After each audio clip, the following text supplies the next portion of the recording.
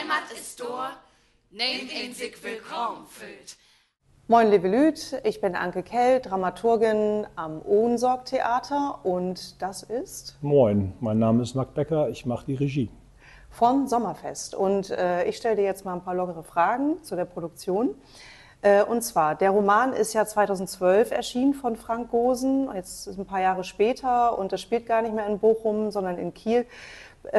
Wie kam es dann eigentlich zu dieser Übertragung des Romans auf die Bühne, die du gemeinsam mit Frank Rupe, dem Übersetzer, vorgenommen hast? Der Plot ist so, dass eigentlich ein junger Mann kommt zurück, bei uns wie gesagt nach Kiel und trifft dort auf alte Freunde, Weggefährten, seine Jugendliebe, seine Oma. Der Rest der Familie ist inzwischen leider verstorben und wird jetzt eben mit der Heimat konfrontiert, mit der Sprache von damals, spricht eben wieder platt, was er lange vorher nicht getan hat. Und das Ganze ist natürlich sehr nostalgisch. Das heißt, man wird an vieles erinnert, was früher war. Man wird mit dem konfrontiert, was vielleicht die Jugend bedeutet hat, wo man aufgewachsen ist, was einen geprägt hat früher. Und da spielt natürlich Musik eine große Rolle. Das heißt, ich glaube, wir sind alle sehr geprägt von Musik. Viele Erinnerungen funktionieren über Musik.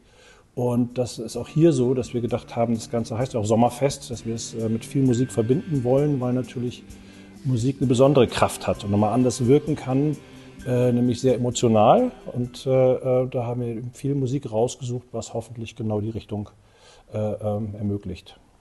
Und findest du, dass die Milieus von Bochum, die Frank Gosen beschreibt, so vergleichbar sind mit so einem Kieler Milieu?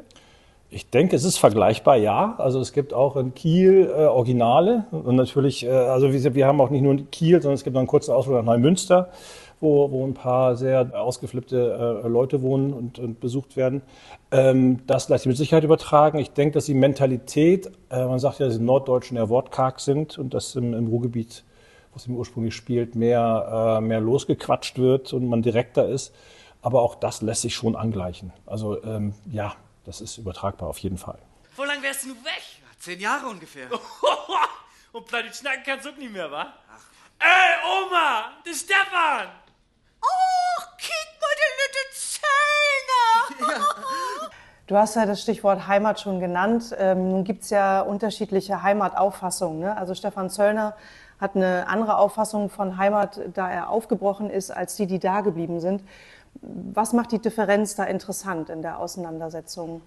Na, spannend ist natürlich immer, wenn man einen Vergleich hat, dass es Menschen gibt, die in einer Stadt bleiben und dann eben welche, die gehen. Und die wiederkommen, bringen natürlich neue Geschichten mit und werden mit alten Geschichten konfrontiert. Und das ist auch hier die Situation. Das heißt, Stefan Zöllner kommt zurück, trifft auf seine alte Geschichte und die alten Geschichten, die in der Stadt geblieben sind, treffen jetzt auf jemanden, der neue Erfahrungen mitbringt. Also für die entsteht ein neuer Reiz. Da ist jemand, den man vermeintlich vorher gut kannte, der jetzt aber einen anderen Erfahrungshorizont hat und nochmal was Neues mitbringt.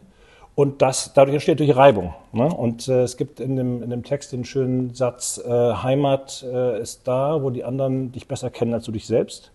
Und das ist natürlich eigentlich ganz, ganz schön, weil es so ein bisschen eine Überschrift ist fast für das Ganze, was da auf der Bühne stattfindet, auch im Roman stattfindet. Dass man natürlich nach den Wurzeln, nach seiner eigenen Identität immer nur dann suchen kann oder sich dem gewahr werden kann, wenn man auch mit Leuten zu tun hat, weil es immer mit Menschen zu tun hat. Mit Menschen, mit Sprache, mit Atmosphären, mit Musik. Und wenn man damit wieder irgendwie in Kontakt kommt, dann kommen die alten Geschichten wieder hoch. Es ist ja auch ganz oft so, dass man sich über Gerüche an Dinge erinnern kann. Mhm. Wenn man das Essen von Oma riecht, dann ist man wieder ein kleines Kind und freut sich. Ja.